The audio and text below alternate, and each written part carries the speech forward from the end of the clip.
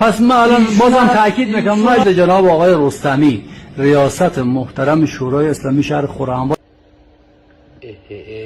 ماشاءالله آقا رستمی. آقا رستمی ماشاءالله چند نفرید؟ حلالت باشه آقا رستمی. 2 نفرید آقا رستمی. آره، شما به خدا. یارانی هم بری به رشتیه درسته؟ من فکر کنم آقای رستمی سبد کالا هم بهش تعلق میگیره. آره بابا همه چی برش میره. حلالت باشه. آقا رستمی کیسه نمک آقا رستمی. باشگو هم موریش درسته؟ ماشاءالله آره هزار ماشاءالله. به مولا شیر توی شیر عداتو در میاره آقا رستمی. لونش کجا نه؟ شوا کجا ملیش؟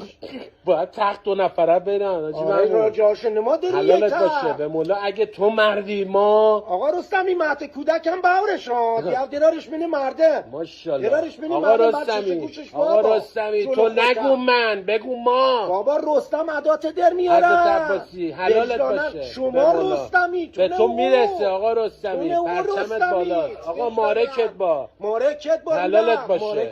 حلالت باشه. من حضرت عباسی خدا شاهده لگن زبون گرفتم. لگن زبون گرفتم. حلالت باشه. خیلی بی خیلی حلالت با